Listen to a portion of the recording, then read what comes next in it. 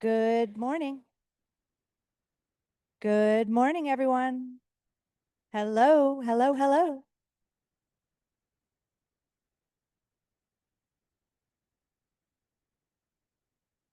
I know the kibitzing is the fun part, but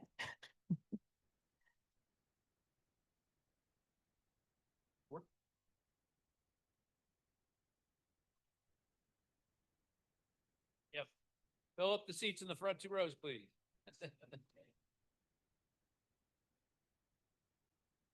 all right. Good morning, everyone. Thank you so much for joining us this morning. Let's see a lot of familiar faces here. And let me just say, my name is Kelly Van Oddegem. I'm an architect here at Gensler.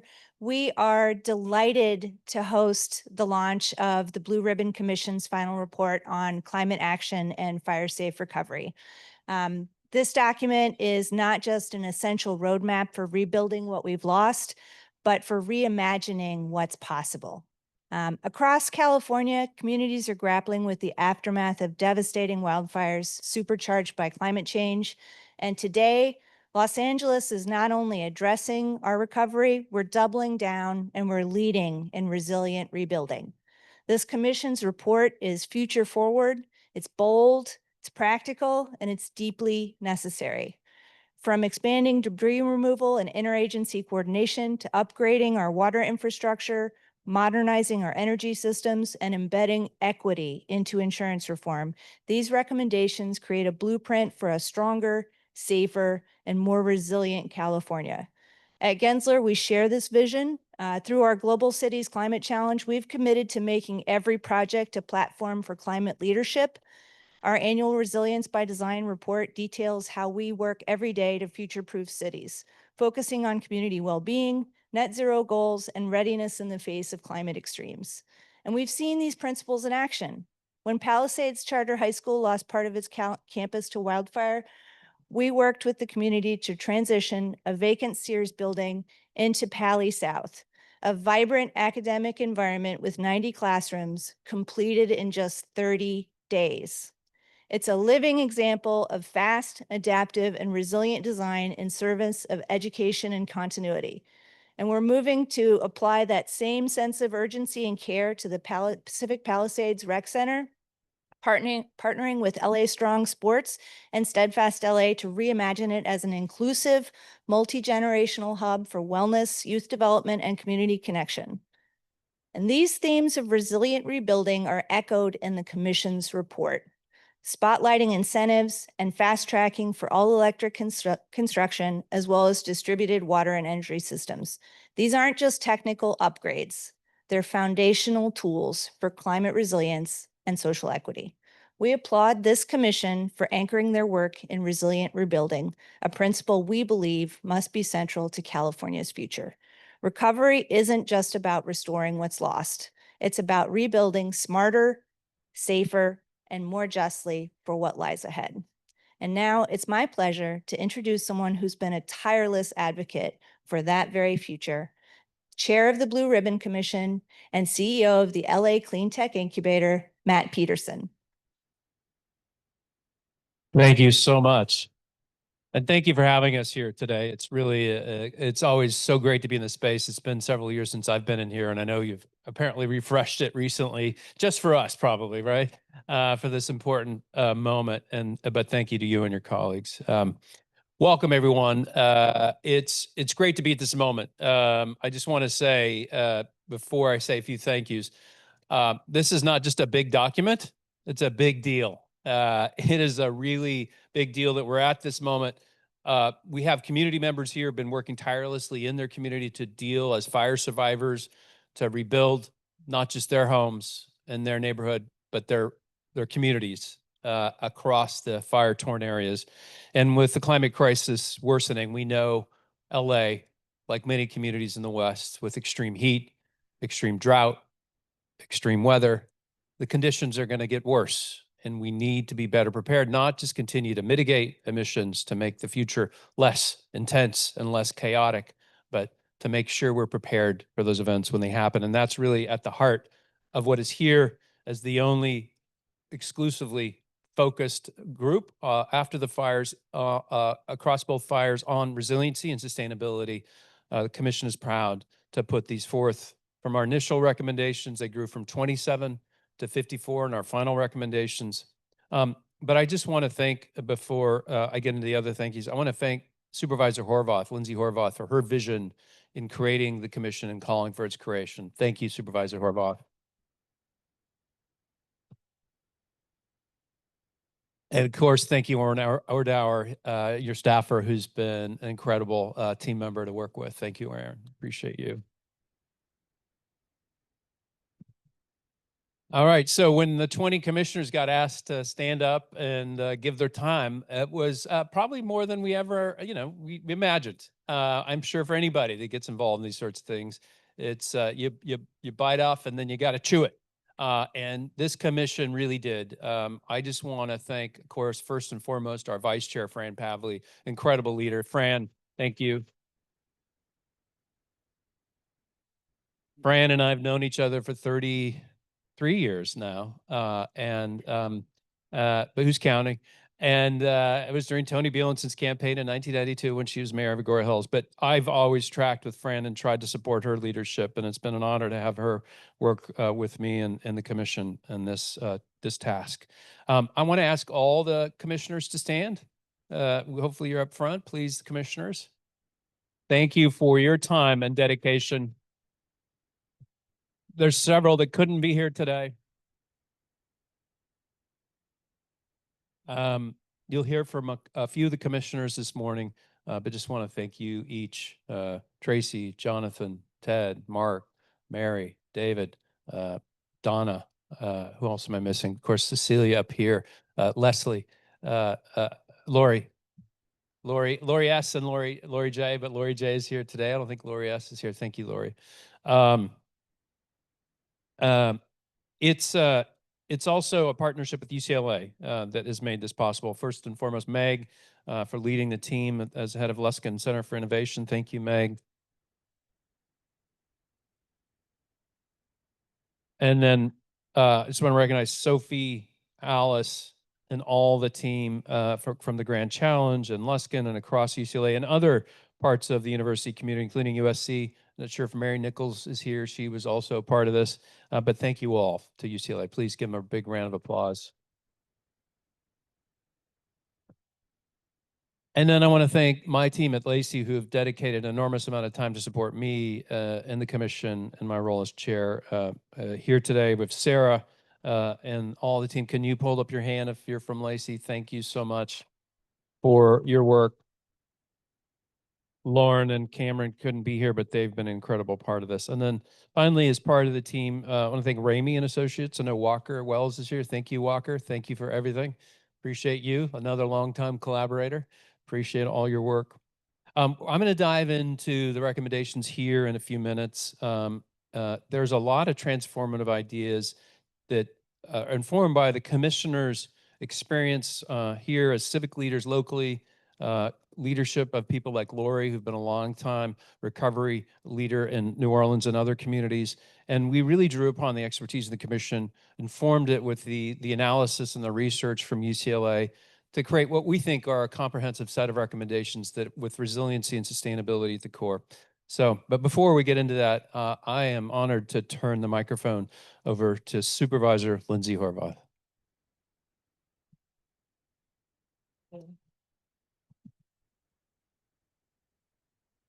Good morning, everyone. It is truly a pleasure to be here this morning. Thank you all for the work that you have done to get us to this pivotal moment, and thanks to everyone who has been supporting this work.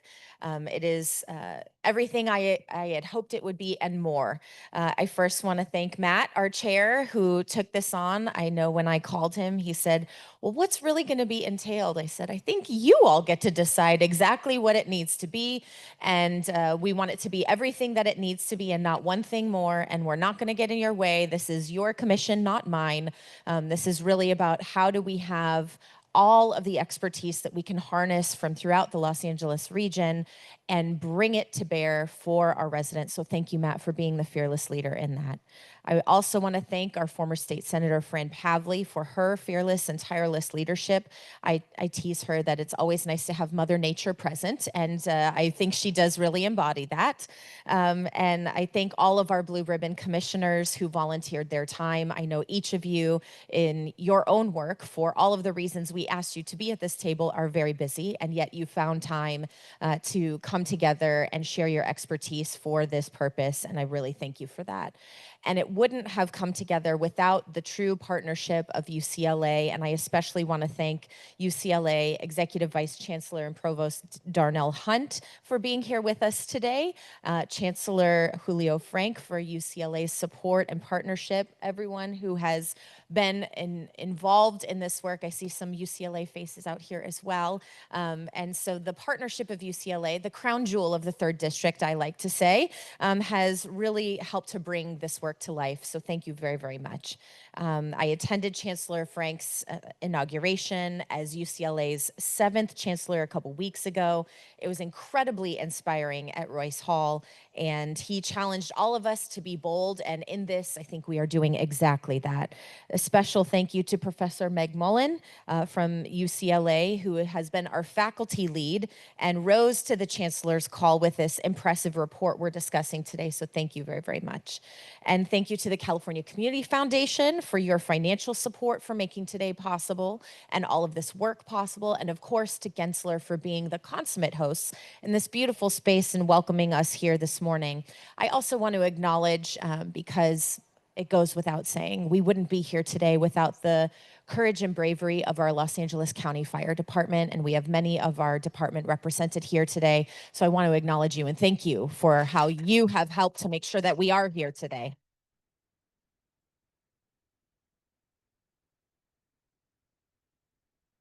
And I know that we also have county departments represented here. Thank you all for your partnership. It truly takes a village to make this work come to life. And about 3 months ago, we launched this effort. It was a different time. Hard to believe that in just 3 months, it's so much of the world can change. But we were here early in our recovery from the worst natural disaster to ever hit Los Angeles County. Our historic debris removal program with the Army Corps of Engineers had barely just begun. Hard to think about now that we're so far along in this process. But in just a couple weeks, they will have completed the largest debris removal program in American history, a year ahead of their originally projected timeline. A year ahead. So back in those first early moments of February 2025, we were just starting to imagine what a rebuild at this scale would look like. And I learned, as I've shared with some of you, that when I came into office, FEMA has designated my district, the 3rd District, the most disaster-prone district of any county in the entire country. So we know the bar was very low in terms of expectation and how we would protect people. And of course, we had gotten quickly to work on emergency preparedness with each of our communities. Many of our communities take this to heart, and it is now a way of life for so many community members. But I distinctly remember in one conversation, a former council member from Malibu sharing that he had lost property in the Woolsey fire. He now had lost property again in the Palisades fire. He said, I don't want to be rebuilding every couple of years as a result of these fires. I really want us to take the time and the focus to make sure that we're doing all we can in a recovery and a rebuild to do so with the reality that this is going to keep coming. So how do we plan for it? How do we build for it? And how do we prepare our communities for it? And some of the homes that were lost in January were destroyed for the 2nd time in a decade. It is the understatement of the century that we have to move with urgency on the cleanup, on the recovery, and the support that our residents and businesses need to rebuild their lives. And this work isn't just about getting people back into their homes. It's helping to rebuild whole communities, because it's not enough for somebody to have a home that's standing. They have to have a grocery store to go to, and places of worship, and community centers, and all of the things that elevate our quality of life. And so while I am proud of the work that the county has done and the role that we have played to get us to the stage we're at today, I know there's no time for celebration until we do bring those communities back to life. Even in the most recent memory of the Woolsey fire in our district, I knew we had never experienced anything like the Palisades and Eaton fires. And so many of our civic, our business, nonprofit, and community leaders have reached out both to me and my team with recommendations on how to rebuild, from innovative strategies that keep homes safe from fire, with new financial tools and public-private partnerships, various strategies to incorporate sustainability into a cost-effective recovery. And we also have learned through this commission's work, we've now sort of been repeating the refrain that insurability is future affordability. And so that is a critical component. How do we bring the insurance market back into our Southern California region? And how do we leverage that for an affordable recovery and affordable future that is also sustainable and fire safe? We worked around the clock, met with as many people as we possibly could, and we continue to bring an open mind to the great ideas that are out there being suggested and have informed the work that you'll hear about today. Rather than try to answer every question in-house, because we know that government doesn't always have all of the answers, but we do have the ability to convene the expertise that can help us get to those answers. And we're even working beyond this work in the commission. I know some are gathered here today are working with us in community spaces to bring forward all different kinds of solutions to how we think about recovery. And so we need to keep open minds and keep this conversation going. But in order for us to have that expertise, we convened the Blue Ribbon Commission on Climate Action and Fire Safe Recovery. These commissioners, as I mentioned, already very busy leaders in their own fields, volunteered countless hours to consider best practices and vet recommendations to guide our recovery. From building science to insurance markets to energy and water infrastructure to finance and disaster preparedness, these leaders all bring unique perspectives to the table.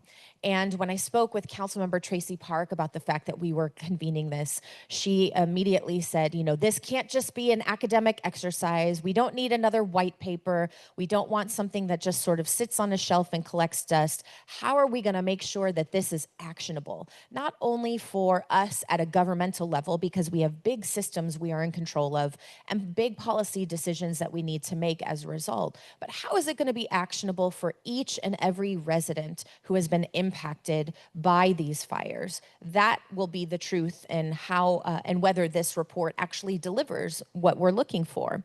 And we even had, to that end, we had 3 commissioners directly impacted by the fires who channeled their tragedy into these recommendations to help us prevent this from ever happening again. And I think this is really the strength of Los Angeles, people who have lost so much in your own right, still stepping up, still giving of yourselves, and showing what it means to truly be Los Angeles. Thank you for the work that you are doing. And with the support from Chancellor Frank in UCLA, the leadership from our professor Meg Mullen, and so many others, there was a curated list of vetted academic experts from across the campus and across California to inform our commission's work. They attended dozens of community meetings, held focus groups.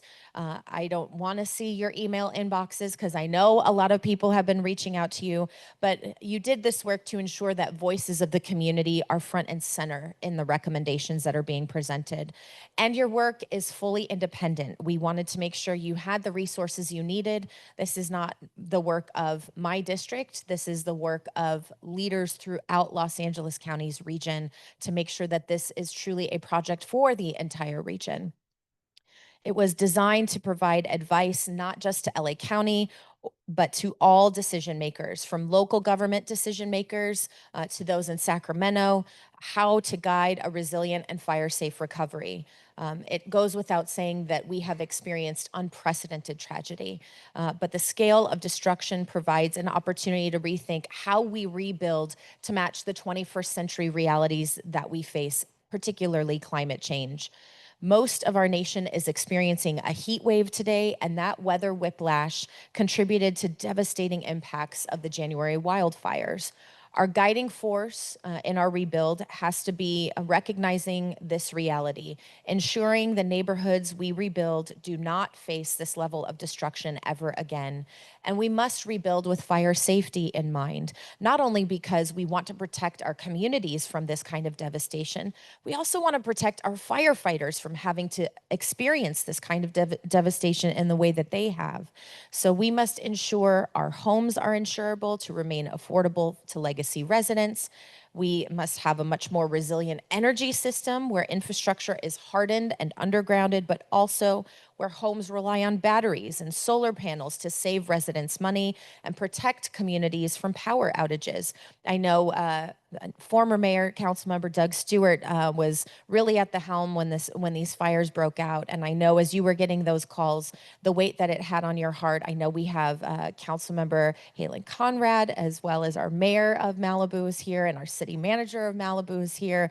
And so hearing the hands-on experience, the very firsthand experience of what it was like to be in Malibu when you got an evacuation alert and you didn't have lights or electricity or maybe internet, really thinking about how do we avoid that kind of a situation ever again in the future. All of our infrastructure has to be hardened. Our water infrastructure has to be more resilient and, where possible, decentralized so we can achieve long-term water resiliency and better equip our first responders. We've already begun some of this work at the Board of Supervisors, and one idea that I know has been discussed, I already read about it in the LA Times today, is this centralized rebuilding authority. We're talking about it. We're also talking about it with our state and local partners, so we make sure that we're coordinated in how we proceed. Like many things that can happen in Los Angeles, we don't need 14 new rebuild authorities. The whole point of this is how do we bring it together and work together to leverage that scale in our recovery for the benefit of everyone. You have my commitment that I will be a champion of many more of the ideas that you will hear about this morning. So once again, thank you for being here. Thank you for the work that you're investing. And thank you for the work that you're doing to make sure that we do have a fire-safe, a climate-resilient recovery. I look forward to bringing these ideas to life in partnership with you and bringing the lessons learned from all of our communities throughout Los Angeles County. So we not only help the communities that are directly in the fire burn footprint areas, but also our broader region that has been built out, but is also at risk if we don't think about it. So this rebuild has to be stronger, safer, and more resilient for all of us. Thank you once again.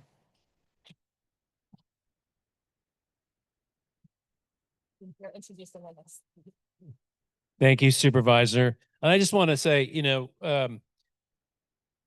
the independence you really encouraged us to have wasn't just rhetoric. It was absolutely true. We never heard every step along the way. We never got to think, hey, stay away from that. You and your team really gave us the remit and the charge to get out there and think about the best solutions, not for the county, not for the city, but for the region. And so for your vision and your support, thank you. It's my honor to introduce our next speaker, Executive Vice Chancellor and Provost Darnell Hunt from UCLA. Please. Thank you so much. Good morning, everyone. All right, I want to thank Supervisor Horvath for her leadership in launching the Blue Ribbon Commission in partnership with UCLA. I also want to acknowledge Meg Mullen, Director of UCLA Luskin Center for Innovation, who is leading the UCLA research team for the Blue Ribbon Commission, and Matt Peterson, Chair of the Blue Ribbon Commission and the CEO of LA Clean Tech Incubator. I also want to extend our gratitude to all members of the Blue Ribbon Commission. This includes the UCLA team and our other academic partners across the city. By coming together and working together, you are helping us build back more safely and more sustainably. You gave your time as volunteers, and it was your expertise that brought us to this moment. As UCLA's Executive Vice Chancellor and Provost, I want to acknowledge the profound responsibility we carried as the Commission's academic partner. From the beginning, our charge was clear: to deliver rigorous, timely, and actionable research and to ensure that the voices of those most impacted by the January wildfires were heard and elevated. This report reflects the best of what a public research university can do in partnership with civic leaders and communities. Over the past several months, more than 40 UCLA scholars, staff, and students contributed to this effort, mobilizing expertise across disciplines from climate science and law to urban planning and public health. But just as importantly, we listened. Our team joined community meetings, held interviews with fire survivors, and helped create spaces where residents could speak directly to commissioners. The report captures the complexity of what it means to build back after a disaster, not just rebuilding structures, but restoring trust, protecting cultural identity, and confronting the deep vulnerabilities that made this crisis so devastating in the first place. From land speculation and insurance gaps to soil contamination and the design of new public institutions, the findings underscore that recovery must be equitable, resilient, and rooted in community priorities. We know the science is clear. Climate change will continue to drive fires into our communities. This report and the Commission's policy recommendations are just a starting point, a roadmap, and UCLA remains committed to walking that path alongside our partners to help ensure this recovery sets a national standard for what it means to rebuild with justice, sustainability, and foresight. As Supervisor Horvath mentioned earlier, our Chancellor Julio Frank often says UCLA is not just a university in Los Angeles, it is a university of Los Angeles. That idea is more than symbolic. It is foundational to who we are and where we are going. In his inaugural address, Chancellor Frank called on us to be a connective university, one that bridges divides, links scholarship with service, and places public impact at the heart of our mission. This is part of a collective vision for our university that was inspired by conversations with Bruins from across campus and around the world. And this collective vision builds on the very goal of UCLA's strategic plan, to deepen our engagement with Los Angeles. That means creating the conditions for UCLA to better serve, learn from, and connect with our city. It means developing research that addresses the urgent challenges Angelenos face while building academic programs that prepare students to give back to their communities. We saw this commitment earlier this year when UCLA immediately stepped up during the wildfires. Before this commission was launched, and when so many in our community were still reeling from heartbreaking loss, we donated space at the UCLA Research Park to establish a disaster recovery center in partnership with FEMA, the state of California, the city, and the county of Los Angeles. The center provided a one-stop site for individuals and small businesses, helping residents replace vital documents, apply for disaster relief loans, and access mental health services. Like this commission, it showed what it means for a public university to stand alongside its city.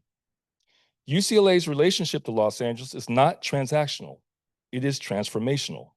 And when we work in true partnership with the city, we can achieve something extraordinary, a more just, resilient, and equitable future for all who call LA home. Thank you for all being here, and thank you to the media here for helping to tell this important story. With that, I invite the chair of the Blue Ribbon Commission, Matt Peterson, back to the podium. Thank you.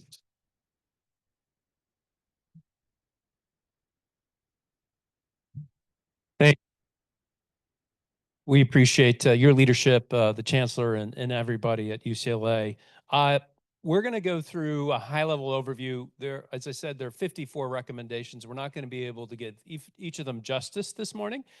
We are going to land on a couple of the bigger ideas that are comprehensive and cross-cutting at the end of this part of the program. But I just want to also recognize there were hundreds of comments we received through the website, the commission's website, through the community feedback that UCLA led, along with the Department of Angels. I think I saw Jake here. Anybody else from Department of Angels here? Christine is here. Oh, thank you for being here. Is Max? Thank you. Sorry, I can't remember everybody's name there, but I know, thank you for your support and all your work as well. And I know we have community members here as well that were at our community meetings. So we really integrated as much of that input as we could into what really is, we hope and believe, is an actionable roadmap for sustainable recovery. So let's just get into, I'll go through these slides fairly quickly. You all have the handout with a 2-page overview. I guess I am driving these slides. The blue ribbon, yeah, exactly. Here's the overview. So we have several themes or categories. Immediate recovery, I think it speaks to itself. Debris removal, soil testing, housing, interagency efforts, building resilience, a lot about fire safety and sustainable building, landscapes and wildlands, the vegetation and how we maintain it, insurance reform, critical, of course, to rebuilding and our long-term resilience, land use and work systems, energy resilience, community and equity, finance and governance. So there's a lot in each of these. And we each had 2 co-chairs from the commission, along with support from UCLA and the Lacey team to do the work. So let's get into a quick overview of these. So in building codes and resilience, a lot here on Chapter 7 and IBHS standards on how do we harden the homes, because as the supervisor said, there's going to be another fire. And we've seen the same homes and neighborhoods burn twice in 10 years. So we need to rebuild differently and resiliently and think about how we retrofit the region. And there is also a lot about permit streamlining, sustainable design, training that's needed for third-party verification and certification. Insurance reforms, a lot there. We did have Insurance Commissioner Ricardo Lara join us for one of our meetings. I think the biggest thing to point out is a sustainable insurance strategy. We understand it'll be implemented, and that will help insurers better right to risk and reward and recognize the fire resistance and other strategies that make it easier to get insurance and hopefully more affordable. So there's a lot in there as well. Vegetation, urban landscapes, and wildlands. This emerged as a distinct working group about midway of our work, but critically important given what I now am much more familiar with, the WUI. If you don't know what the WUI is, now you will soon, the wildlife urban interface, and really integrating the best fire science. And I will just say, I don't think, and somebody correct me if I'm wrong, all of our recommendations were focused on actionable policies that policymakers could adopt. We didn't really call for more research. Obviously, there's the need for more research, and Meg will talk to that about the UCLA commitment in the days, weeks, and months, and years ahead. But we really focused all the recommendations to be actionable. Land use and workforce, there's a lot there. How do we encourage multifamily and some density along urban commercial areas at the very least? How do we prepare for the workforce housing that's going to be needed? So much there to tackle. Energy system resilience and modernization. A lot there about distributed energy resources. How do we fast track all electric homes across all the regions? It's cheaper given the requirement of the dual fuel homes and the state energy code. Also fast tracking distributed energy resources. How do we make it easier for people to put in the solar and battery storage along with water cisterns that they can be in place in future disasters, as well as operate the home in blackout or seismic event. Resilience and safety, a lot of similar themes. We had some incredible, of course, thought leadership there in that working group, really focused on how do we ensure the resilience of the water systems, make sure we address those gaps that were there during the fire, address some systemic needs for some of the smaller water districts as well. Community resilience, equity, and health, really thinking about how do we provide the tools to empower and community members, as well as build upon the best practices that are out there already. Thinking also about mental health as well, recovery, long-term work, and the infrastructure that we need to do so. Finance, really critical. I mean, there's financial aspects throughout the entire of all the recommendations, but really we need to focus on how do we really mobilize catalytic philanthropy to create blended finance solutions so that we can better provide soft seconds, the gap that families face and homeowners face to rebuild. between insurance and the cost of rebuilding is significant. And we need to figure out ways to help these families rebuild through catalytic finance. Immediate recovery needs. So just to touch on each of these briefly, we made in our initial recommendations, didn't really go deep here, but we want to call out and lift up the critical needs in the voice of the community. Soil testing standards and the ability to be able to pay for the soil testing is critical, and we've called that out. Standardizing of that testing, and expanding the federal debris removal to cover all properties, not just residential, multifamily, commercial. Continue the state and federal involvement in recovery coordination, something that Lori really emphasized is critical so that that doesn't go away. Coordinate the near and long-term housing recovery. There's a lot in there that to unpack. And then exemptions should benefit owners of record, immediate family owners. And well, this one, I just want to call it out, is the idea here is that we want to, for those that are building on the fast track, they should be, and the additional resources, we should prioritize those families and that were there as of January 7th. Really trying to recognize the efforts of communities to keep the fabric of these communities whole and provide those benefits to who they're intended. And then we also highlighted what really needs to happen in the next 3 to 6 months. So the Resilient Building Authority, we'll get into that. Debris removal, soil testing, the community-led recovery efforts, worker health and cleanup, health screening for volunteer responders, expanding mental health services, extend the Chapter A, 7A applicability to the entire Eaton burn area. Not just where the maps say that we should do that. Also in there is the fast tracking of the all electric homes in the county recommendation. Standards for smoke remediation, something the insurance commissioner has decided to take on, thankfully. Post-fire tree assessments and replanting and restoring the burned wildlands.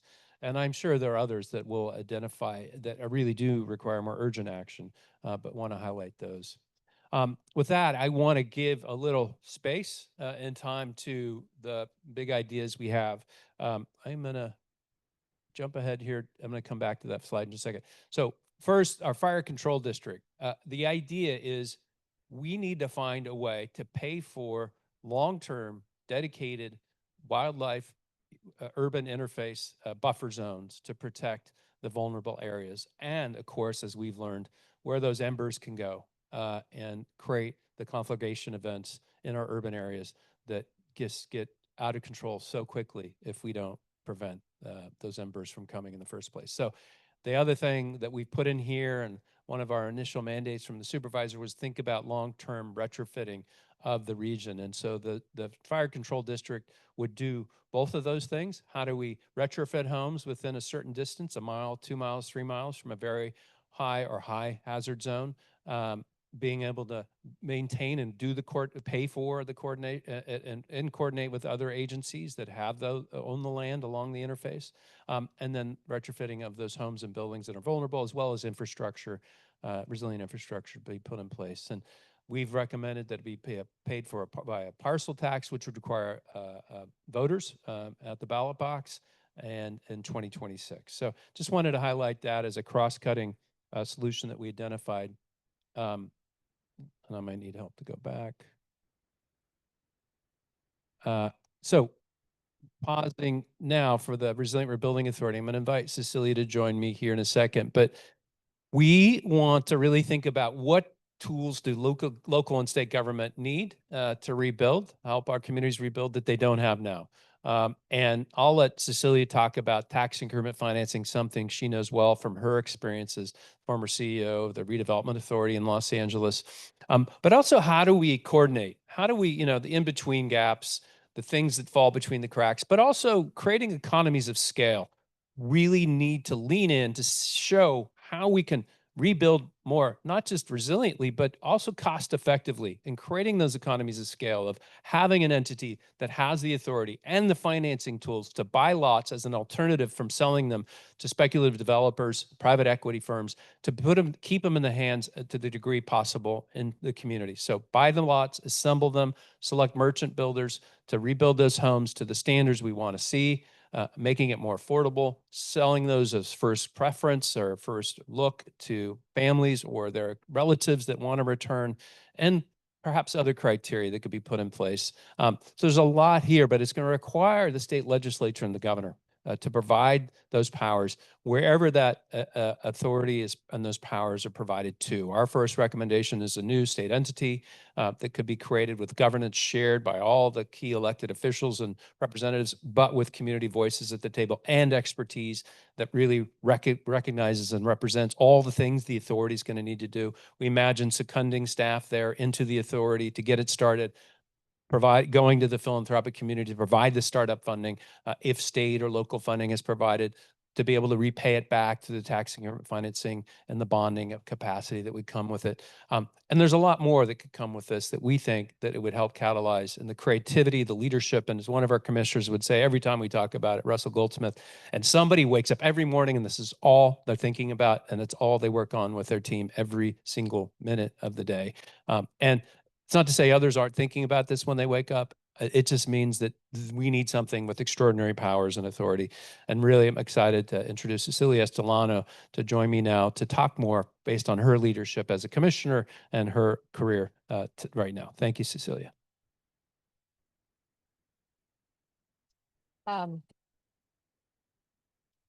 So thank you, Matt. Matt did a great job explaining what we hope this authority will do. So my job is to explain tax increment financing. I am not going to do that. I'm just going to say this. So I too was displaced by the Altadena fire. I now live in Los Feliz. It's a lovely community, but it is not Altadena. Why do we need an authority? We need an authority with extraordinary powers because this is actually how you rebuild after a disaster. California used to lead the way in doing this. We did this after the 1994 quake and the 92 riots. We formed disaster recovery zones, and they were wildly successful in helping Los Angeles rebuild from a terrible time when we were in a recession. We had civil unrest, and we had a devastating earthquake, which you may or may not remember. Some of you are quite young. The 10 freeway fell down, people. So it took the singular focus of an agency to do that and to make sure that when we rebuilt, people could come back at all income levels. It wasn't just an exercise in clearing land, making it available for speculative development, and just having the richest be able to come in and buy it up. So this is why we need a rebuilding authority. It's also why it's recommended by the California Office of Emergency Services in their disaster recovery guide for the state of California. They have recommended this for years, recognizing that with the loss of redevelopment authority, there is no longer a way to do this kind of thing in the event of this type of disaster. So the tax increment financing, I will take a really quick shot at this, is why this is important. It's a way to self-finance the rebuilding. We're going to need a little shot in the arm, and typically the federal government provides those funds. We have been blessed by a philanthropic community that really stepped up. Lots of money's been raised, but a lot of it is sitting on the sidelines. They need confidence that there's going to be a focused, thoughtful recovery, that it can be trusted, that it can be well-directed, that it reflects the desires, the aspirations, the hopes of the communities that were displaced. I want to call out some of the folks I've met over this process. Darlene, well, Joy, I knew you before. Joy and Miriam, who you're going to hear from a little bit. The folks that we really need this authority for are the people who were displaced and still have a commitment to rebuild. They want to come back to their communities. They want to rebuild communities that are vibrant, local, that are mixed income, that have the incredible flavor of the places that you called home. And I can tell you, somebody who's worked at community and economic development for most of my career, those beautiful locally owned businesses will not come back unless we have a redevelopment or a rebuilding authority that can buy up the land, hold it, help it get it rebuilt, and then be able to hold the costs down to those small businesses that want to come back. That makes a community. What makes a community are apartment buildings where regular people can live, where teachers and firefighters and nurses can live. We had apartments in both communities. How will those be rebuilt to reflect middle and working people, middle income and working people? That will only happen with a rebuilding authority that can make that a top priority. And lastly, we have great elected officials. They're under pressure from all of their districts, from everywhere. We need a singular agency with voices from the community sitting on the board and on advisory committees that every day is going to have to reflect and be accountable, held accountable to the aspirations and hopes of those displaced residents. And the Rebuilding Authority can do that. So all to say, this is absolutely essential. Lori Johnson, our experts who are on the commission, I learned so much from them about their experiences going from disaster to disaster all over the country. And what was the one thing they said straight off the bat? You need a rebuilding authority. You cannot replace 16,000 destroyed structures, an unimaginable scale, with business as usual. It just will not get done in the way that we in Los Angeles, we who have the values of diversity, of mixed incomes, of togetherness, of vibrancy, it's not going to get done in the way that Los Angeles deserves. So thanks, Matt. Thank you, Cecilia. We know you're the person to make the case of why this is so important, but really thank you for your leadership over the years. And if this gets built, this created, I hope you'll run it. Sorry, I just had to say it. I also want to thank, you heard from Ted in a little bit on the panel, but he and Russell chaired this working group. So Ted, thanks for your vision and leadership too, and everybody that was part of this. Yeah, thank you. Now, I have the honor, well, let's see, let's see if I missed anything. Okay. Just a couple of final words on this before I turn it over to Meg to talk through their incredible work.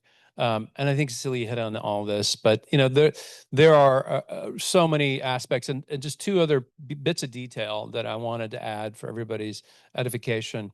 Is we recommended two divisions that really focused on the unique needs of the different fire-affected regions within a singular authority.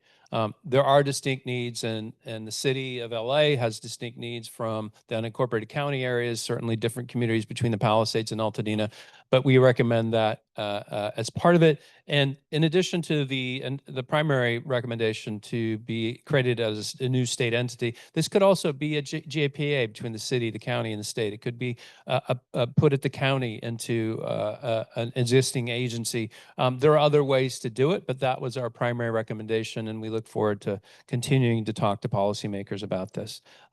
So look forward to you all diving into this, and now it's my great honor to introduce Meg Mullen, head of the Luskin for Innovation.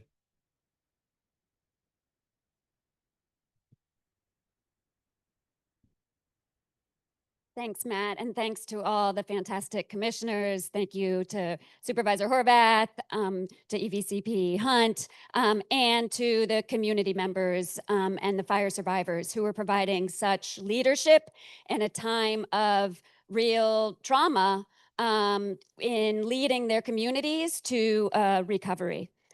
I'm here representing many dozens of people who mobilized at lightning speed in academic time to partner with the commission and support its work in defining a pathway for the region's recovery and long-term resilience. The work of this commission touched so many issues, from insurance to infrastructure, from debris removal to defensible space, from workforce housing to meeting the needs of the most vulnerable fire survivors. And the commissioners brought an incredible range of professional experience and expertise to considering these issues. Our role at UCLA was twofold. First, it was to make sure that commissioners had access to the best available academic research on the questions that they were considering. And the second was to leverage UCLA's real strength and experience with community engagement to bring the knowledge and vision and leadership of fire survivors to inform the commission's recommendations. The core team at UCLA that organized this work came from the Luskin Center for Innovation, a fantastic group, but I'm happy to work with, the Emmett Institute at UCLA School of Law, and the Sustainable LA Grand Challenge. But this effort reached across campus and far beyond as scholars made themselves available to the commission from across the United States, always on short notice to offer suggestions, answer questions, summarize the science, and ultimately review our work and tell us what we missed and how we could improve it. I also want to highlight the really important contributions of student members of our team who just demonstrated the extraordinary talent that UCLA recruits and nurtures. An overview of the information that we compiled appears as the second half of this big report. And the material provides important context for the recommendations that the commission landed on. It highlights where research knowledge is well established. It highlights where scientific debates are still underway. And it highlights where critical questions are really not about the science, but instead about values and priorities. It also reports on the goals and the concerns expressed by community members that we heard at the dozens of meetings and events we attended and at the convenings we helped establish with our partners at Department of Angels between fire survivors and commissioners. There's a lot in the report. You've heard about some of this already. I'm just going to highlight 2 lessons from the work that UCLA contributed. And the first relates to the commission's recommendation for a rebuilding authority that you just heard about. And here the research is clear. Managing disaster recovery in urban settings requires an extraordinary form of government performance to provide strong leadership and deep technical expertise, to coordinate across jurisdictions, and to fully engage affected communities by supporting and building on community-led efforts. Rebuilding quickly and rebuilding resiliently do not have to be in tension with one another. Through the right incentives, through funding tools, through streamlining the right things, we can get people to move back to their homes quickly and safely, and to their workplaces as well. But government needs to restore trust in order to do this. It needs to restore trust with people who told us that their confidence in government has been undermined by the losses that they've experienced. After other disasters throughout the United States, under a variety of conditions, where entities have been empowered to fully lead recovery and where they've been held accountable to communities, recovery outcomes have been better. The second lesson is about preparing for future fire. Our region is just beginning to understand the severity of the danger we're facing as climate change pushes wildfires into our urban communities. And the science is advancing with each of our tragic experiences with this new form of fire. We don't yet have every answer to how best to protect ourselves, but that doesn't need to stand in the way of action. Many of the most effective measures to protect ourselves are well established, and they're relatively easy to implement if we have the right funding, if we have the right incentives. For other measures, we can take initial steps and we can build institutions that incorporate new knowledge and adapt our approaches as the science advances. But ultimately, research is only going to take us so far. And we Angelenos need to have conversations about how we weigh fire risk against other risks and how much we're willing to pay to reduce that risk. The Commission's recommendations have launched us into that conversation. And in our conversations with communities, we heard ready willingness from fire survivors to think seriously about the challenges and opportunities for fire resilience going forward. Our team at UCLA has been honored to be part of this effort. We stand ready to continue our work in providing research and connecting with communities to support our region's collective long-term well-being. Thanks.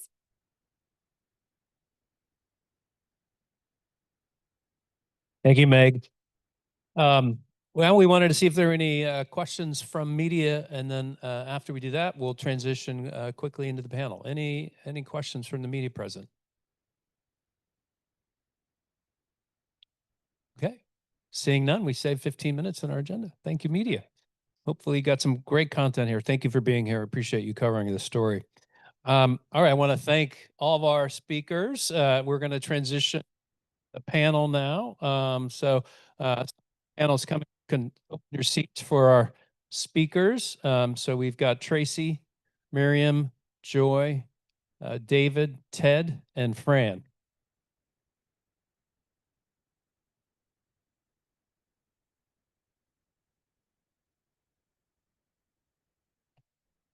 And just a quick thank you again to Supervisor Horvath and UCLA for all your leadership. We appreciate you so much.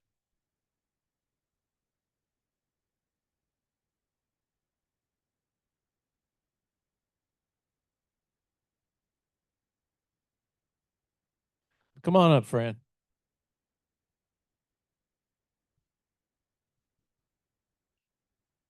It's always been her quiet leadership that led to great things happening. We need one more chair. All right, good. I'm just going to stand. Okay. Oh, I've got a seat over there. I'll just stand. Just want to jump into this.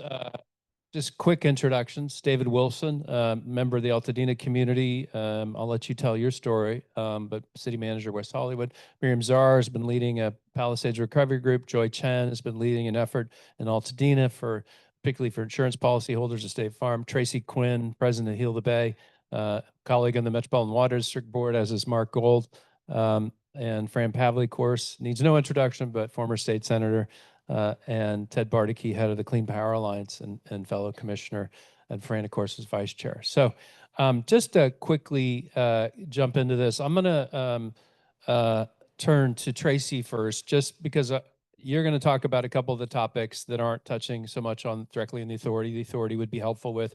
So I'm going to turn to you. I mean, you were co-chair of the Water Working Group. You also are a fire survivor, and talk to us a little bit about what came forth for your working group and your personal experience through the commission's work.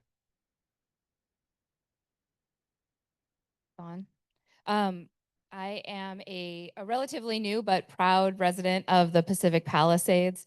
And, you know, I think my biggest takeaway from these fires as somebody who was impacted was that we were simply not prepared for a wildfire of this magnitude, not as individuals and certainly not our government agencies.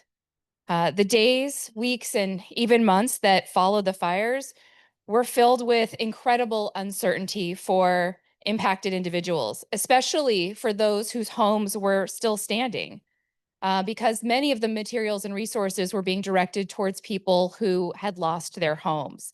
That left people whose insurance companies were trying to force us back home immediately after the fire entirely on our own to figure out if we needed testing or remediation. It also meant that many of us were unable to secure long-term housing. So folks like myself have had to move upwards of 10 times since January. And now, as many of us return home, safety is top of mind. What are we moving back to? And what will it look like to live in these communities as rebuilding and recovery is happening? So what I tried to bring to the commission was the perspective of somebody who will be living in the Palisades during recovery, and turning to our incredibly helpful WhatsApp chats there's so many for impacted individuals in both the Palisades and Altadena, so make sure that I could represent the broader interests of the impacted families. As Matt spoke to, you know, we looked at issues that have arisen during this fire, questions around debris removal and who it applies to, questions around soil testing.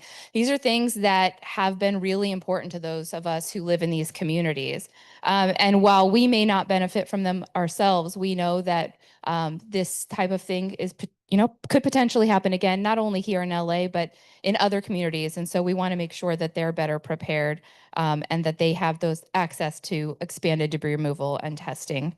When it came to the water working group, we really started with a debrief of what happened in the communities in the Palisades fire and in Eaton. We had enough water, right? Southern California has record storage, but we couldn't get the water where we needed, in large part due to pressure losses in the system. So we focused on recommendations to maintain pressure in the system, including adding redundancy to our system supplies with distributed sources of water and energy. So this means cisterns on parcels that we're rebuilding, right? We're like really looking at principles of low impact development that we've been advocating for decades to ensure that we are more climate resilient when it comes to drought, and utilizing these for supplemental firefighting supplies. In order to do that, we also need energy storage on our parcels. This will allow us to pump water from those cisterns or our pools up to rooftop sprinklers or other needs to try to protect on the parcel scale. This will also ensure we're not pulling water from the system that the firefighters are using. And that system also needs to be able to maintain pressure. One of the things that happened in this fire was that when the power went out, these pump stations were relying on generators that were diesel powered. So looking at how do we make sure that that power source is more resilient as well. And of course, we looked at recommendations to protect our beautiful coast. I couldn't represent Heal the Bay on this commission without thinking about how our coasts were impacted. And obviously my incredible co-chair, Dr. Mark Gold, who brings decades of experience to this as well. Looking at how do we prevent pollution and sedimentation from reaching our coast. We've seen contamination throughout the bay, and really making sure how do we protect this in the future. The implementation of these recommendations is absolutely critical, and it's going to ensure that LA is better prepared for future wildfires. But it also means that many communities that will unfortunately join this tragic club will also be better prepared. And I've been so proud to be a part of this commission. So thank you. Thank you, Tracy. I also want to recognize Veronica Padilla joined us from the commission as well. Also runs Become a Beautiful. Thank you for being here, Veronica.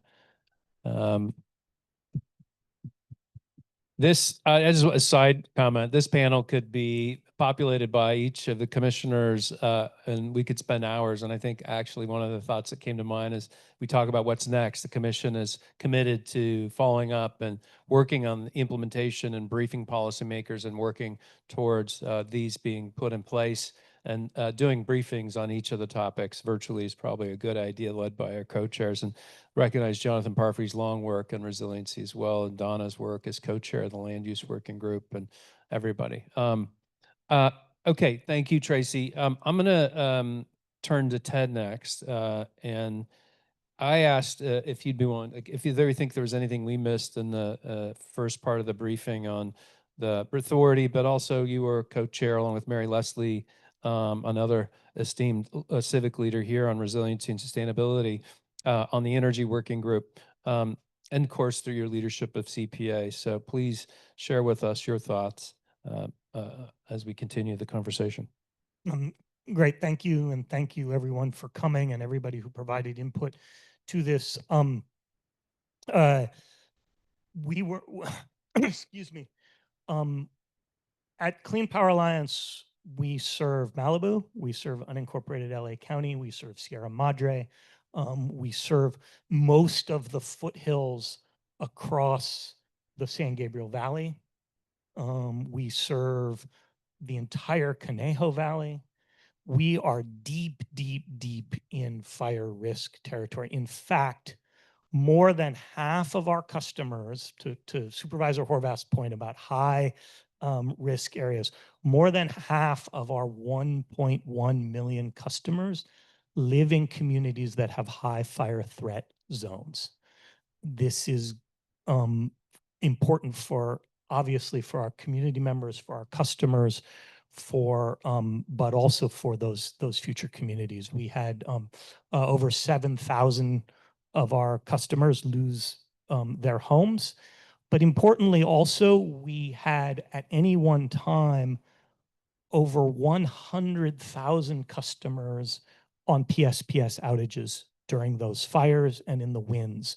This doesn't just impact where the fire burns, but where the fire might burn. And we know from Edison, who controls the PSPS in our areas, that because of this last fire, the threshold for implementing PSPS has been lowered. So there's more of that coming.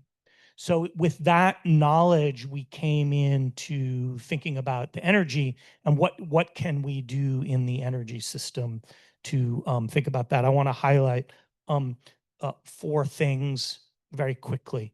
One is to ensure that, I think it was mentioned earlier, to ensure that there's coordination between the energy companies like ourselves and the communications companies. Because if you send out an alert or tell somebody where to go and they can't get it because either the communication power is down or somebody's home power is down, that alert goes out into the ether. So that's one high recommendation, that we improve that coordination and that resilience. The second thing is about undergrounding. And undergrounding is an important tool. We need to do it in the right places and on the right time frame, which I'll get to in a minute. But it's expensive. And to say blanket undergrounding everywhere, every time there's a fire, and that's how we're going to do it, we're not going to be able to pay for all of that every single time without taking away investment infrastructure from other parts of the grid that are really necessary. We can't underground the whole grid. So part of the recommendations in there is, where do we underground and how do we pay for it without burdening every single ratepayer across California for rebuilding in just a couple of areas.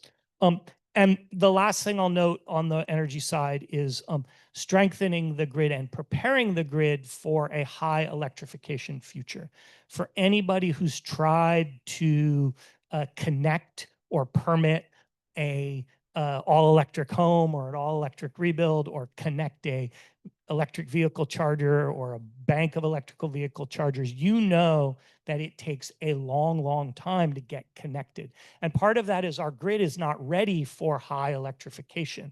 And this is a moment when we should really be focusing on making that grid of the future ready for all of the electricity that we will sell you with 100% green energy. Just a little plug.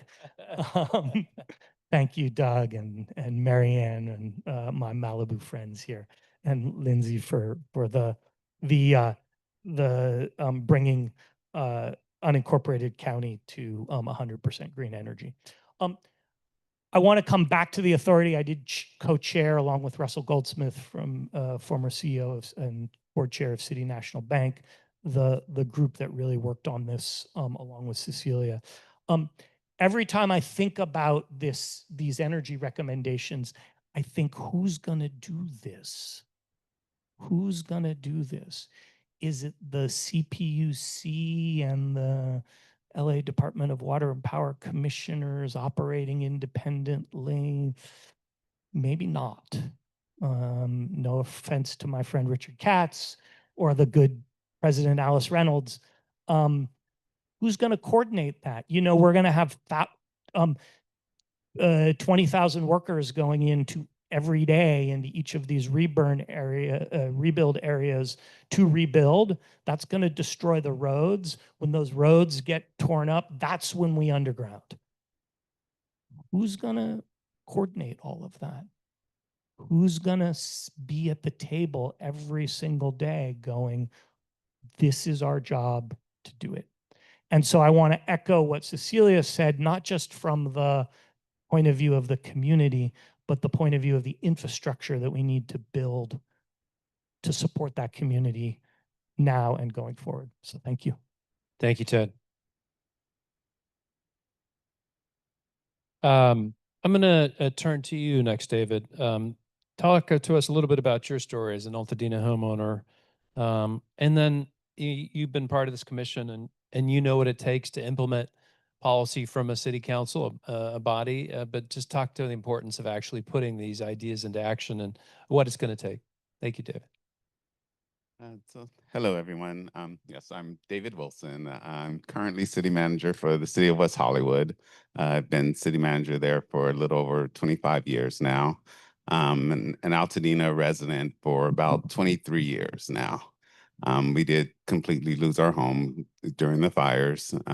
We are planning to rebuild, but it's going to take some time. It's going to take a lot of work.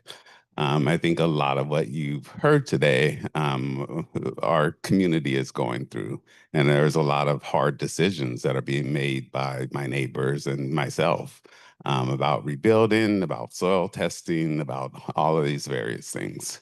And people are making those critical decisions today. And so, like, there's not time to put legislation into place a year from now. We're already 5 months after the fires. And so as we look at addressing this, it has to happen now. And I often talk with my staff about working at the speed of government, and that's obviously not very fast. But there's often a need for that because we are working with public money and we're making long-term decisions that are impacting people's lives. And so it is a very high need to be cautious and take some time on some things. But this is not that case. This is something that there needs to be urgent action taken. And I think we've learned through the COVID pandemic that government can do that. We saw it at all levels. We saw it at the state level, at the national level, and certainly with the regional level and at our local cities. We implemented legislation in days. It wasn't months. And we didn't always get it right. We often then had to come back and make adjustments. And there's time to do that.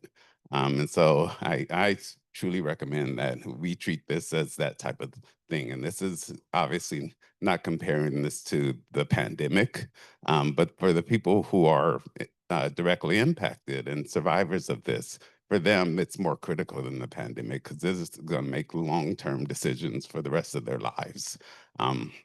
So I guess my recommendation would be that both on our regional level, and I know our supervisors working towards this, as well as the state level, that these things, and particularly as we're talking about the rebuild authority, like that needs to happen now. And again, it can always be adjusted, but there needs to be legislation that's brought forward, that's put into place in the next 30 to 60 days. I think as we look at those immediate recommendations, I think that as well as the soil testing, I know there's a lot of opportunities for soil testing, and the Army Corps of Engineers did a fantastic job. They went well beyond the minimum depth in removing soil, but it wasn't tested at all. And so now everyone has the opportunity to get their own testing, and there's so many different ranges of testing for different environmental things that people are getting. And so it's not covering everything. So there needs to be some consistency in that. But again, that has to happen right away because people want to build right away. And I understand that. And so I think certainly some of those 3 to 6 months recommendations need to be implemented right away. And we can do that. We know how to do that. We certainly know how to do it on the local level, and we know how to do it on the state and regional level. Thank you, David. True wisdom. And a call to action for each of you to reach out to legislators, particularly if you live in Senator Allen or Assemblymember Irwin or Senator Perez or Assemblymember Harbidion's districts, to reach out and encourage them to pursue this. I know each of them are talking about it, and particularly Senator Allen, but it is of great importance and urgency. And just as an anecdote to reinforce David's comment, I was talking to, I won't name the organization, but an organization focused on rebuilding, raised significant resources, had the first permit pulled in Altadena to start construction, and the family was concerned about the soil, and so they paused the rebuilding. And that certainty required is so important. So thank you for bringing that up to you and Tracy. I want to turn next to two of our community leaders that have joined us today. Thank you both for making time to be here and all the work you do for your community and for your neighbors and fellow residents of these neighborhoods. I'm going to turn to you first, Joy Chen. You from the Altadena neighborhood, you've been working hard with the community. Talk a little bit about that work and speak to the part of the recommendations that you think are most critical for the work ahead in the next 30 to 60 days. Sure. Thank you. Thank you so much, Matt. Thanks for having me. My name is Joy Chen. I'm the founder of the Eaton Fire Survivors Network. So we're a community of 2,500 displaced families in the Altadena area. We meet on Discord where we have 50 moderated channels.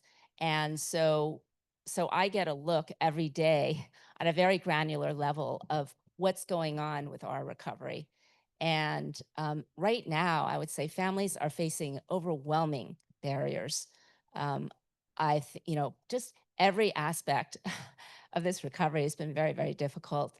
A very few of us have moved home. I have been lucky enough with my family. We had great insurance that came through right away. So a couple of weeks ago, we've moved back into our home. But for those of us who are back, we're worried about, is it safe to be living here? Is it safe inside our houses? Is it safe outside of our houses? Are we poisoning our children by moving back? People are worried about, is it safe to start school for our kids this fall? There's just so much uncertainty. Excuse me. And I think, like Meg said from UCLA, there's just a sense that government has let us down. So I think there's just a general loss of confidence in the government. I'm sorry. And that's caused many families to start to lose hope. We have over 100 properties on the market at any time. Hundreds of home sales have closed in Altadena. Many people are just saying, I just can't take this anymore. I just need to leave. Many families are facing greater devastation every single day in financial trauma, emotional trauma. We're certainly seeing mental health problems arise as people just worry about the future. What will the future hold for my family? So I think so many of the issues that you all have addressed in your report, insurance has been a big issue. We're discovering that many of us are discovering we're hundreds of thousands of dollars uninsured. And for even the part that we are insured for, we're having a huge fight just getting access to the insurance coverage that we've paid for decades. We're meeting massive delays and denials, and we're working on that. So we're working hard to try to unite, come together, build community, and hold the institutions around us accountable. And I think amidst all this, for me personally, it's just been an incredibly inspiring morning to see what can happen when some of the top leaders in our community come together. I've known Matt and Cecilia for decades. These are some of the brightest lights of our generation from the 90s, I served from the 90s. Sorry, Coming out of guys. retirement. I guess we're kind of getting a little long in the tooth here. 1900s. I happen to also be a deputy mayor of Los Angeles. I've seen these people in action for such a long time, and it is so heartening and inspiring to me to see, people outside of Altadena step up in such leadership roles, all of you, and say, we're going to come together and we're going to make things better, and we're going to create a model for recovery for the United States. I am particularly excited about this Resilient Rebuilding Authority. I served as deputy mayor. I know how difficult it is when you don't have authority to try to coordinate among all the different levels of government and governmental entities out there to try to control them and say, please make this a priority on your plate. I know you've got other things going on. Just on a personal level, just to stitch together those one-on-one relationships and to think about the huge number of entities involved that would have to be involved in actually rebuilding the Palisades and Altadena in a resilient way, in a safe way, in an affordable way. It's going to take some bold leadership. And I'm seeing that in this report. I'm especially excited about tax increment financing. That is the sort of thing, I think for Altadena, the biggest thing we're facing, if there's one thing, is money. There just is not money for families to rebuild, for the infrastructure to rebuild, for businesses to come back, and for that tax increment financing. It's such an elegant mechanism that can be used, as Cecilia proved to us when she was CEO of the CRA in LA, to improve, these areas in Los Angeles that needed redevelopment. If we can apply that mechanism here, then we can get the funds to rebuild our communities in a way that is safe, in a way that is affordable, in a way that is sustainable for our families to come back to, and in a way that sets a model nationally for recovery after a disaster. So thank you all. And the time to act is now. Thank you. Thank you, Joy. Miriam Azar here from the Palisades. We've known we haven't connected in a long time, but I coached her son in AYSO soccer many years ago. My son played with her son and went to school together. But you also gave me a tour that I'll never forget through the Palisades, and to see the devastation and the insights you provided. So love to hear from you and your thoughts this morning. Thank you. Well, thank you for having me. Thank you for talking about Pacific Palisades.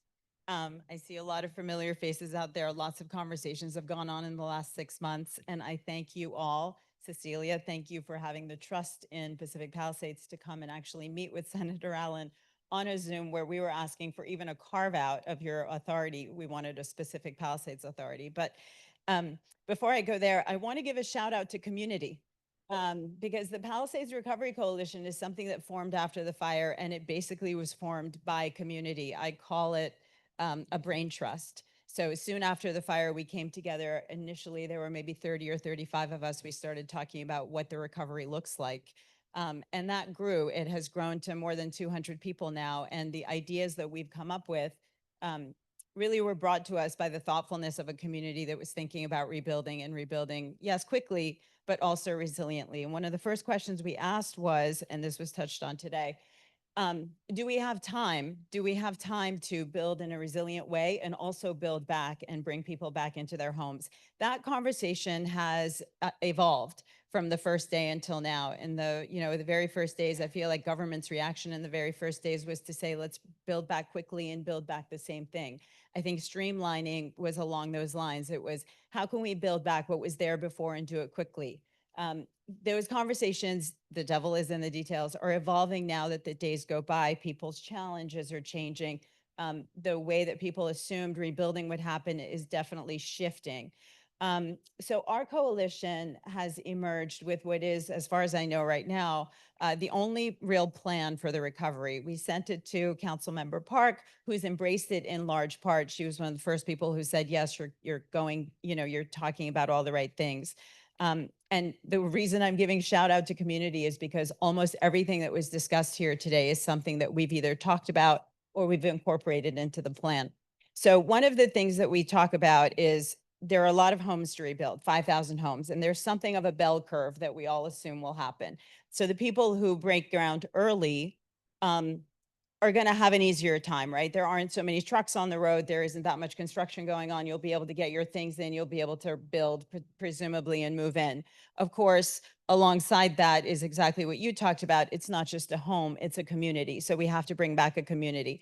How do you bring back the commercial nodes of a community that doesn't exist? There are parts of the Palisades that have been burned up to 90%. We don't want that to happen again, but we also realize those areas won't be repopulated soon. So then we talk about workforce. How do you get a lot of workforce in at that bell curve, right? When the building picks up. How do we get that workforce in? So we've talked about staging materials in Pacific Palisades. For those of you who are familiar with Pacific Palisades, it's not generally a community where people talk about lumber yards or concrete plants. But we're doing that. So we're actually talking about a concrete plant. Of course, that's controversial. Nobody's going to want a concrete plant anywhere near them. But we also realize that we have to partner with Malibu. Shout out to Marianne Riggins.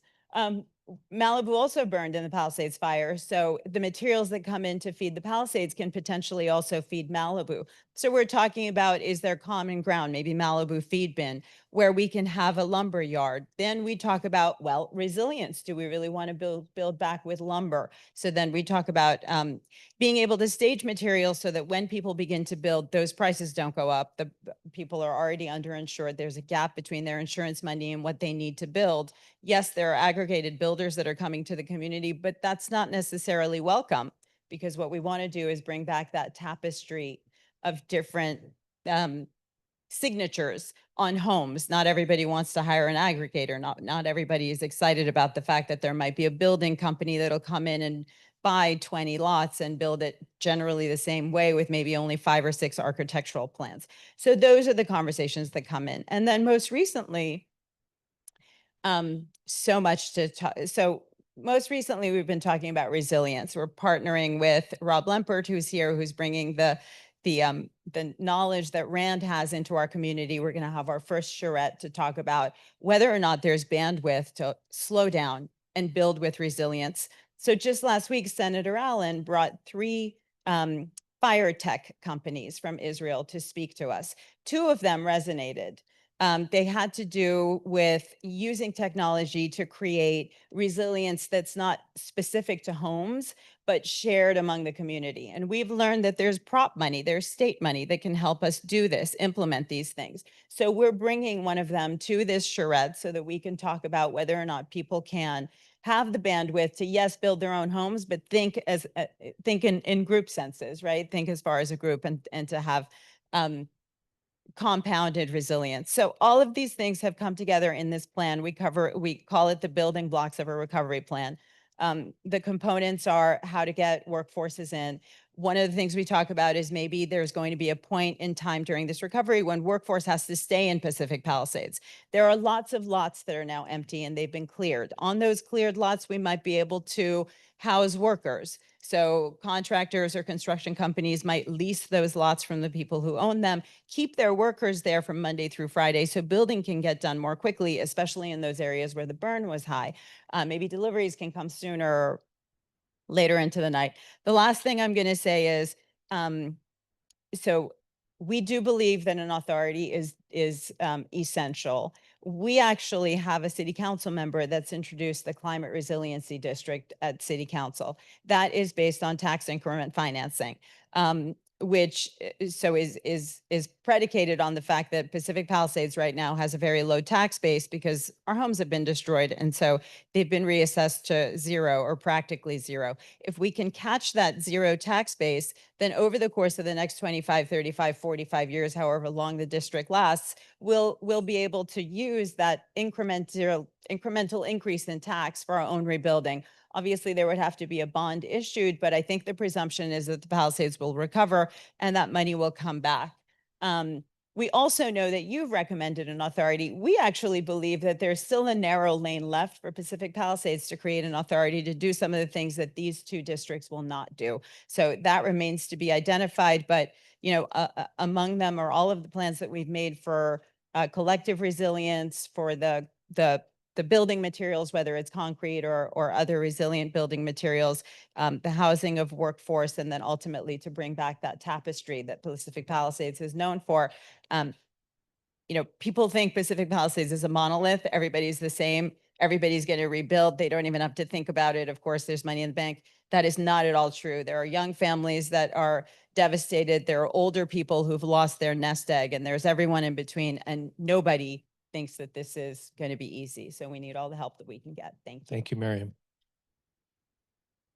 And I remember meeting with the Council Park staff, and they let me know there were 600 rent-controlled units of rental housing in the Palisades before the fire. That is significant.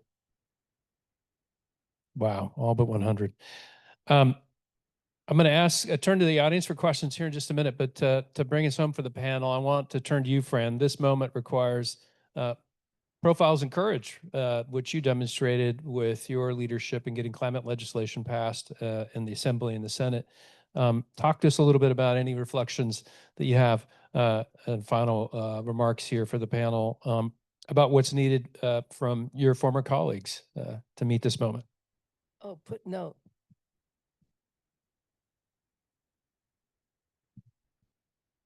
That's no pressure at all, but my state senator, Ben Allen's going to get a text real soon. Good. His name has come up not just once, but twice, but he could be a hero here.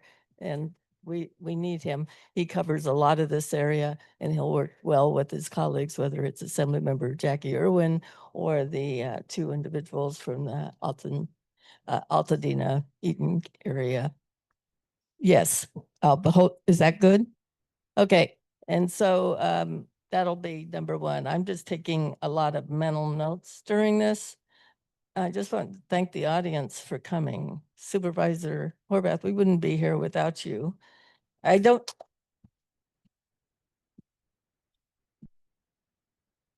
And this is a volunteer group. I always say people, oh, you have a new job. No, this is a volunteer and it's really important. What you're doing is important. And I'm so sorry for your losses, but we're also so focused on how do we not let this happen again? What are the lessons learned? What do we do about those? What is something like 50% of the homes were built before 1980? So we're not up to standards on energy efficiency and codes. What can we do about, I'm looking, Tracy, water connections? How do we work together with different water agencies? How do we require a cistern? We have so much to do now and in the future. And so let me know how I can be of assistance. Matt's leadership has been amazing. I don't know, Matt, do you sleep? Yeah.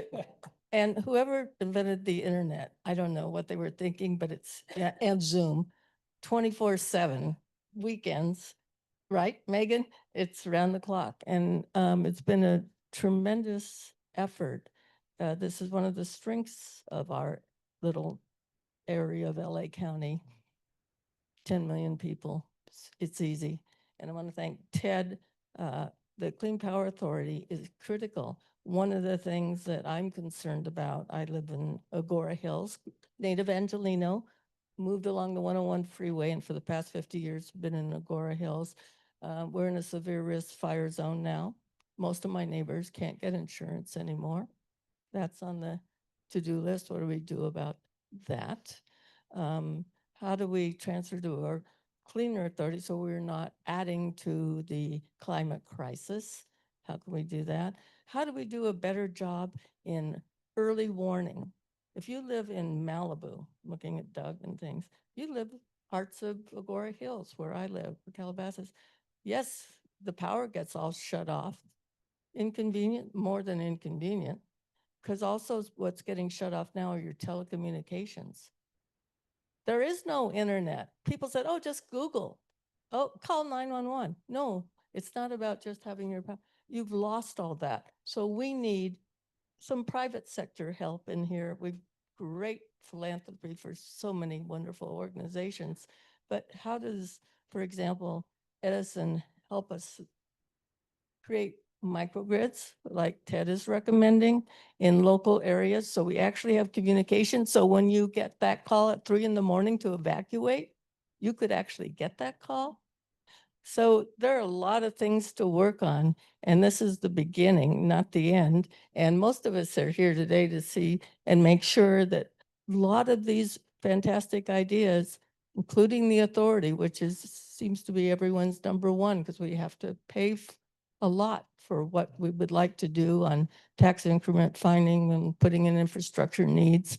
How can we make sure that these things we're working on actually happen? So we'll be here to help follow up. So let me know what I can do to push people. My number one objective is I'll chat with a few friends in Sacramento. Matt, we did have a telephone call this week with members of the governor's office, letting them know how important this is, an authority concept that can be tweaked. All right. Thank you. Thank you, Fran. Thank you for your leadership. Can turn to questions. Mary, you weren't here when I gave you a shout out. Thank you, Mary, for your leadership and convening us in your living room. Any of this, really. Thank you as always. Any questions from the audience? Yes. Introduce yourself. Lisa Clary Reed. Wow. Well, there you go. The most interesting microphone I've ever seen. Yeah. Lisa Clary Rielli, and I'm here representing Fire Aid. Thank you for this. I believe this will give a lot of people hope, this report. But it sounds like the authority is really critical to implementing everything we heard in your 57 recommendations. So rather than just this call legislators, is there really an organized, how are you going to get this authority implemented? Because I know they're going out of session right at the end of the summer, and they work at a glacial pace normally. So how do we really make sure the authority gets done in a timely fashion? well, I'll take a pass and anybody can jump in. So the policy committees, they have to move the bills by next week. So I know Senator Allen is looking at what he can do by that deadline through a strip and amend process, as it's called. The other option is a budget trailer bill action. It does not live in statute that way, but it is a way to put the policy in force and give the authorities and powers. So we're all working on it. Several of us have met with Senator Allen's staff, and the supervisor is pushing from her role. We're looking to empower all of you and panel all of you to encourage reaching out to the legislature, the governor. His staff met with us and senior cabinet officials a couple days ago. We've briefed the mayor's office as well, and we're going to follow up with Tracy Park's office again and reach out to Sasha Perez and Herbidian's office, as well as Ms. Irwin's office. And I think she has a staffer here as well. So thank you for coming. Anybody else? This may not be the most apt analogy, but in the energy world, we faced a reliability crisis a couple of years ago. And in 3 days, the legislature passed legislation to keep Diablo Canyon open, which was an incredibly divisive nuclear power plant in the history of the state of California, but they saw the need and they did it in 3 days. And so when there's the will, I believe there's the way, and on this, the right kind of timeline. Yeah, I mean, and the governor's going to be critical to that kind of urgency as well. Any other questions? Yes, sir. Hi. Thank you for the box. Hi, Larry Vane with Pally Strong. We're one of the key community-led organizations and communicate to anywhere 10 to 20,000 of the community when we get the message out. So the question I think will be is that this wonderful plan is now in place. Going forward, how do you recommend we best engage our community to explain the elements which have been constructed at an academic level of this approach to put it more into a grassroots understanding? Well, it's a great question. And again, I'll turn to my panelists if they want to add anything. I think we're, as a commission and our partners at UCLA have been so focused on this day and getting these final recommendations out. In parallel, as I mentioned, we've begun to brief key elected officials, offices, and staff. But we do want to give you those tools. So I think we're going to put together an action plan kit or whatever we want, action kit that you can all use as a cheat sheet to really put it in simpler language of why these are needed and give you the talking points really, so you are empowered to make the same arguments. Cecilia. Oh, sorry. Okay.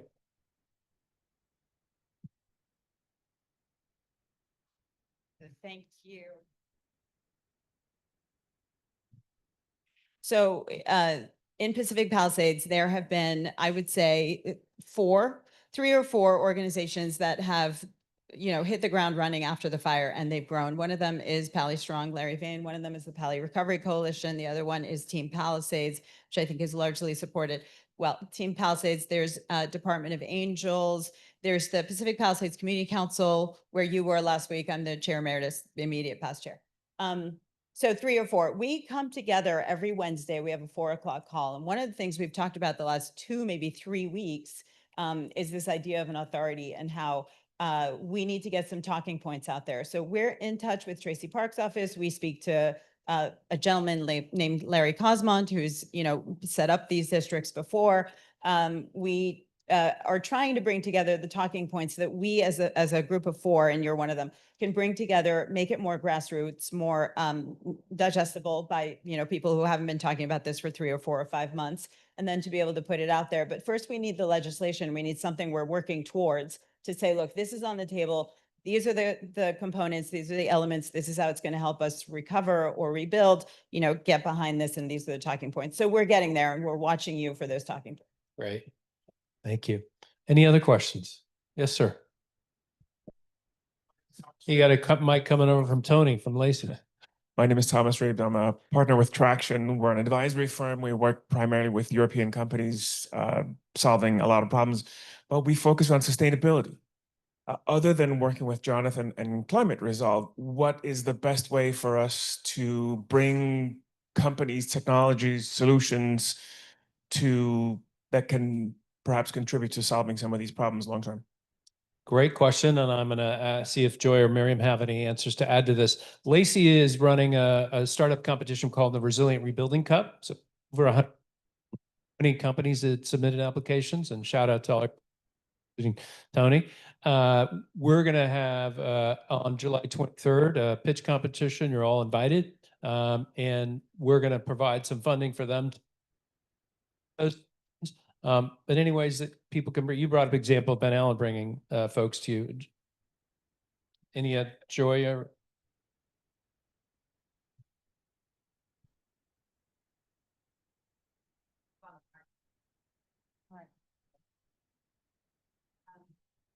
Get my emails, my emails are bombarded with companies, law firms, et cetera, who want to be promoted.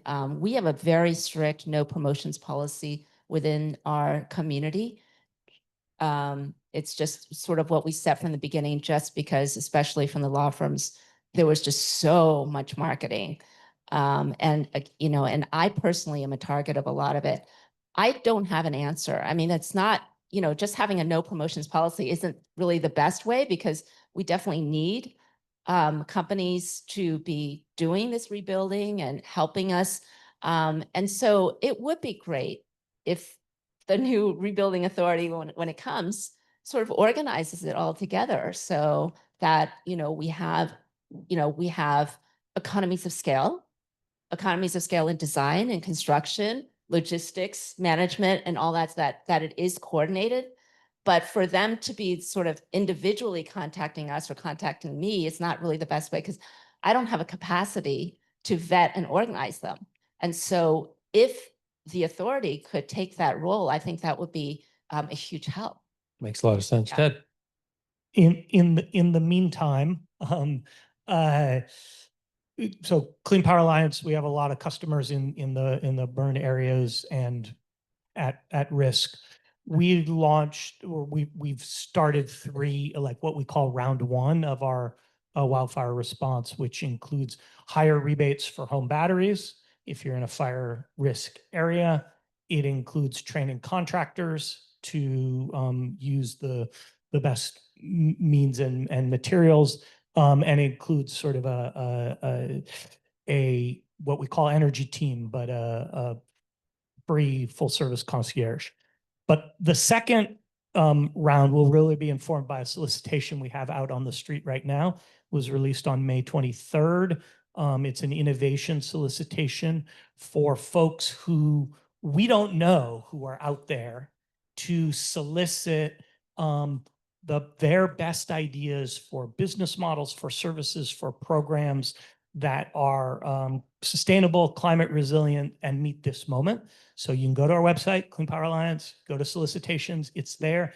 Get your folks to put forward their best ideas. We're going to do a first screen of those in early August. So you've got a little bit of time, but we're out there. We want to hear from you. Thank you. And it's a great way, because there is just so many, when I was in the mayor's office, remember, we would get pitched all the time, and how do you vet? And so Lacey was obviously one place before I joined it, but this is the exact kind of process that gives the capacity, that has the capacity to review these technologies. I'm going to wrap this up now, so we have some time to mingle and have some conversations. Given we talked about the legislature and our policymakers, if you're with a state or a local elected office, hold up your hand so that people can come talk to you. I know we have a few people here. Also, so Luis from the mayor's office is here. Thank you for coming. I know you were key behind Mayor Bass's executive order to fast track the all electric homes in the Palisades. So please spend some time together. Thank you again to our commissioners. Thank you again to Gensler. Thank you to the supervisor, and thank you to UCLA and all of our community members here. Thank you for joining us.